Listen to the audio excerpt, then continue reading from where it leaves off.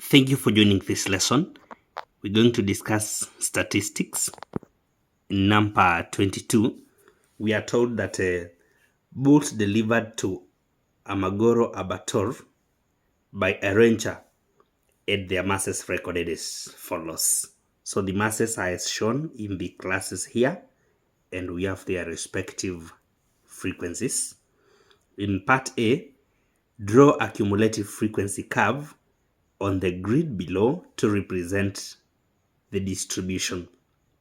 So the first thing I've done is to obtain, because we are drawing cumulative frequency curve, I've obtained the cumulative frequencies for the data. So beginning with 5, then the next is when we take 5 plus 12, when we take 17 plus 18 plus 25 plus 20 plus 15, then plus 5. So these are the cumulative frequencies. We are given the scale here. Use a scale of 2 centimeter to represent 50 on the horizontal axis and 1 centimeter for 10 on the vertical axis. So I'm going to draw the cumulative frequency curve first. Another name of such a curve would have been the Ogive. So if you are told draw an Ogive to represent the data, it is another way of being told to draw the cumulative frequency curve. So the first thing you do, draw or calculate the cumulative frequencies for the data. Let me apply the scale just as it has been stated. For the vertical axis, we are having for 1 centimeter 10 units. That means if we begin with 0, then we will find ourselves at 10, 20, 30, 40, 50, 60, 70, 80, 90, then 100. So that is the vertical scale. And remember, for an Ogive, on the vertical scale, we are supposed to be having the cumulative frequencies. So cumulative frequencies are found on the vertical axis. Now on the horizontal axis, whereby for 2 centimeters, we're going to have 50 units. For 2 centimeters, 50 units. We're going to have the masses now, but we will use the boundaries. We will use the boundaries.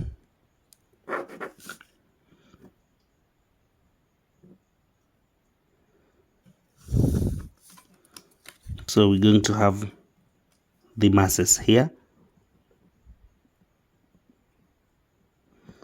The least boundary is 100, exactly 100.5. Exactly 100.5. So I'm going to begin with 100.5. 100.5 as the least boundary. Then after 2 squares or 2 centimeters, 50 units according to the examiner's scale. So when I add 50, I'll go to 150.5. So this will be 150.5. Then after 2 other squares, I'll go to 200. I'll go to 200.5.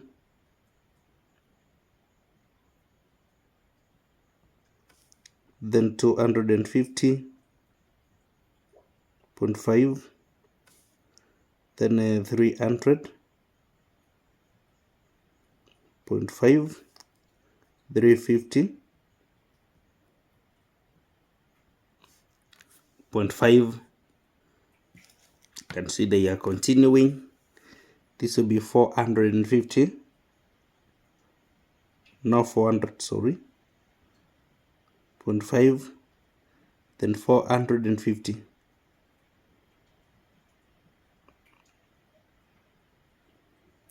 .5. So that is the scale we should use on the horizontal axis, and 150 or 450.5 becomes the upper boundary. The upper boundary in this case. So now we have the axis already indicated and labeled. The next thing we should do is now to come up with our coordinates. We should plot cumulative frequencies against upper boundaries. Cumulative frequencies against our boundaries. So CF and the respective upper class boundary. This is the plot which will give us an Ogive. Cumulative frequency against upper class boundary. So the first upper class boundary is 150.5 against a cumulative frequency of 5. 150.5 against 5. So 150.5, this is where it is, against 5. So between 10 and 0, we find 5. The next is going to be 200.5 against 17. 17 is just below 20. This will be 18. This would be 16. So 17 is a point which will be found there. The next is 250 against 35. So 250 is against 35. 35 is between 30 and 40. A point at this point. That is the coordinate. The next is 300.5 against 60. Against a cumulative of, that is against 60. The other one is 350 against 350 is against 80. So this is for 80. That is for 80. The other one is 400.5 against 95. 95 is a value just between 100 and 90. That is 90. That is 95. That is 95. Yeah. Then finally, we have 450.5 against 100.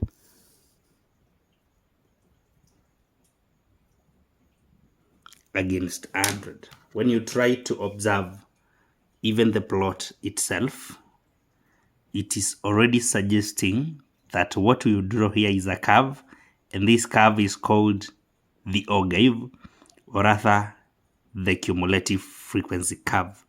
So now it's my duty to join the dots using a smooth curve and come up with what we call an Ogive. Come up with what we call an Ogive.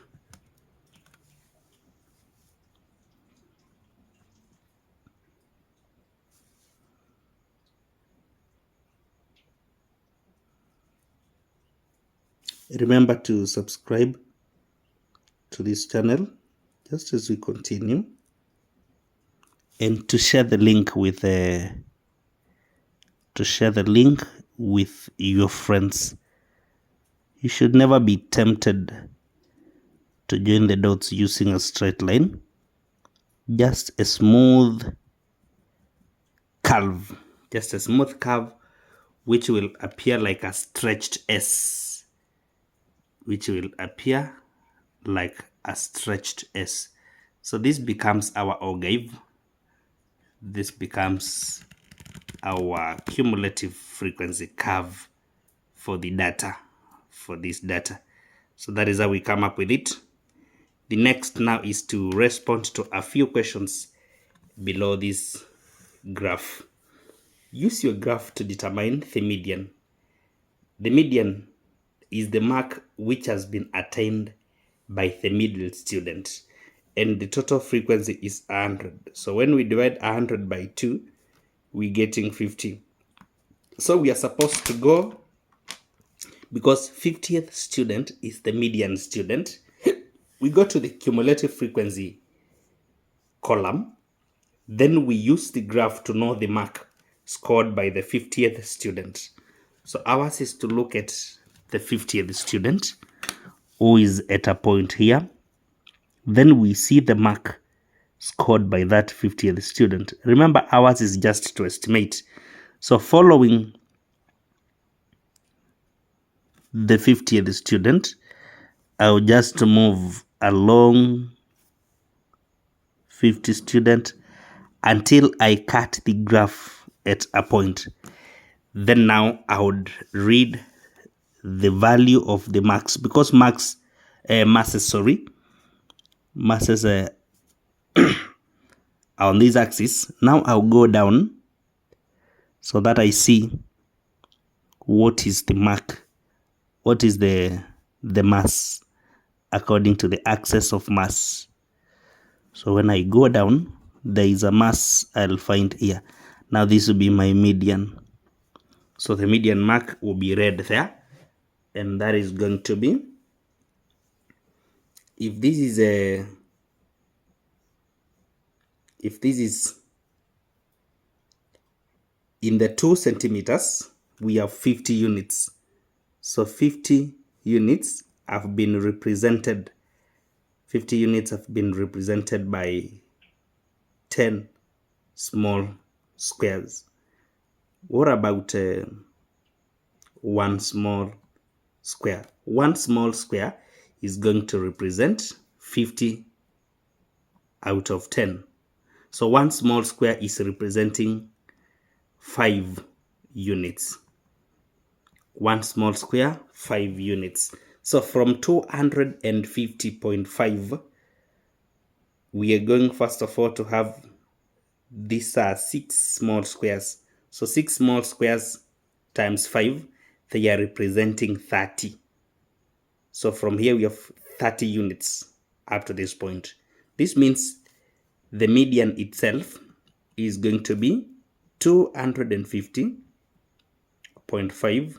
We add 30, and this is going to be 280.5 kilograms, because the masses are in kilograms.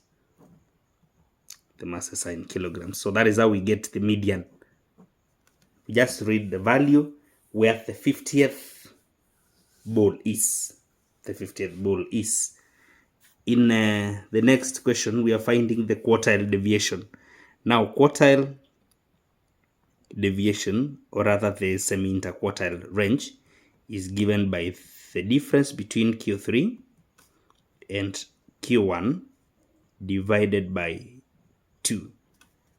So this is what we're going to get. It's again very important to remember that Q1 minus Q1 and Q3's difference is called the interquartile range. Therefore, the average of interquartile range now becomes quartile deviation. Quartile deviation. Therefore, Q1 can be first of all obtained. Then we go to Q3 so that we may get to the quartile deviation. For us to get Q1, after we have obtained median, remember median divides a set of data into 2.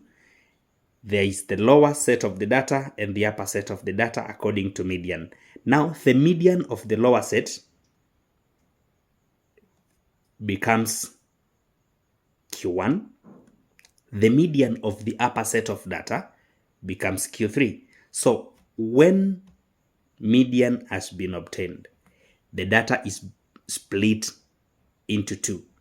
Now, when we further split the lower set of the data, by obtaining further the median now for the lower set of data, we will have obtained Q1. So in the first 50, when we obtain the median, we will find ourselves at the 25th student. So we've said this will give us median. Now the 25th student will give us the Q1, where 25 is.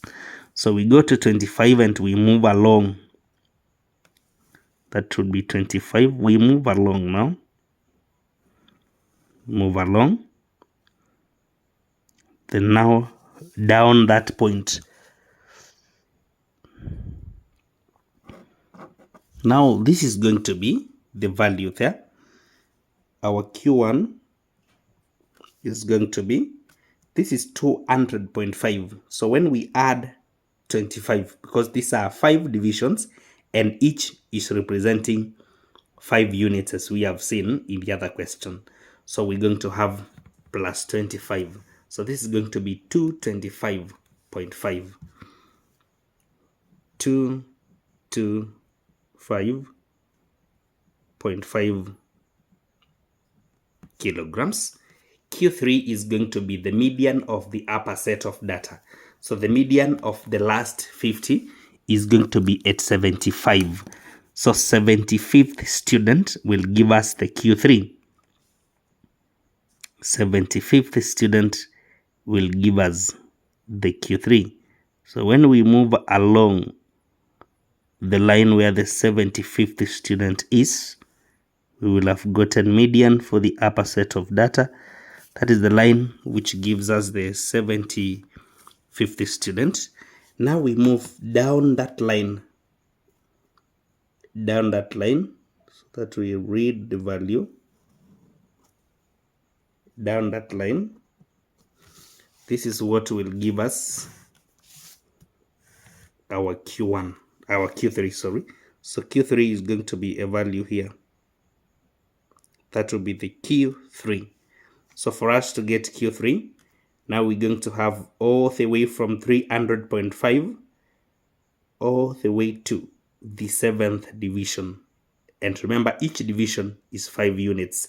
Therefore, 5 times the 7 divisions is going to be 35. So 300.5 plus 35 units. We're going to have 335. 335.5.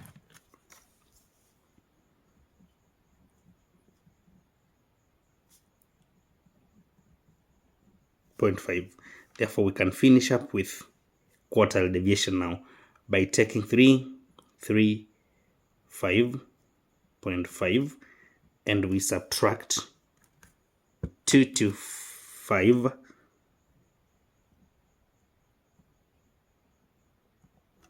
out of 2. So I'm going to take 335.5 minus 225.5. This gives us 110 out of 2. We get exactly 55.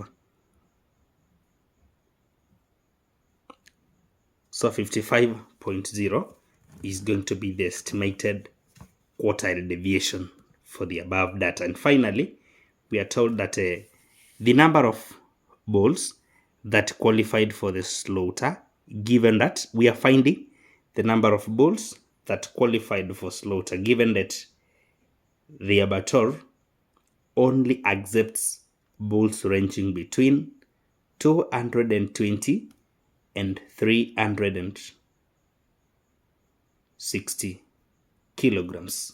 220, 360. So the bulls within that range are the ones which qualified for slaughter. 220, 360. So 220 and 360 now. We go for those values. 220 and 360. So for me to get a 220, then I will just, 220 kilograms. Just come to this point. I will need to add to 200.5 for me to get 220, and I'm at 200.5. I need 19 0.5 units. Therefore, divide by 5. I'll need 3.9 boxes. 3.9 boxes. And that means I'll need 4 squares. I'll need 4 squares. So I'm taking 220 minus 200.5, 19.5 out of 5, 3.9, or rather 4 divisions. So from 200.5, I need 4 units, 4 divisions. Now at this point, that is where 220 is going to be, according to my estimations. So if 220 is here, now we can know the number of bolts. We can know the number of bolts now with that. So we go up until we meet the graph. Then now we move along it. We move along that. So along that value, we're going to find ourselves. We're going to find ourselves at, if this is 20 and there are 2 units for every small square, then this will be 24. So we are moving from 220 is at 24th ball up to 360. So we consider 360. 360. Remember, this is a 350.5. So 360 minus 350.5 is giving us 9.5 out of 5 units for each division. We need exactly 1.9 division. That means 2 divisions. So from 350, I'm adding only 2 divisions. This is going to be 360. That is going to be 360. So I go up along that 360 until I meet the curve. And now when I meet the curve, I should move along so that I may know the number of bolts having a mass of 360. And now I'm having the value here.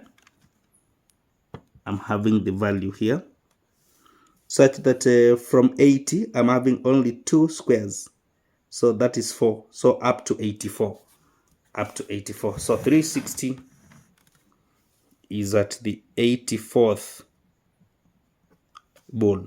Therefore, from 24 balls to 84 balls, from 24, the number of balls lying between that range is the one that qualified for slaughter. This is going to be exactly 60 balls.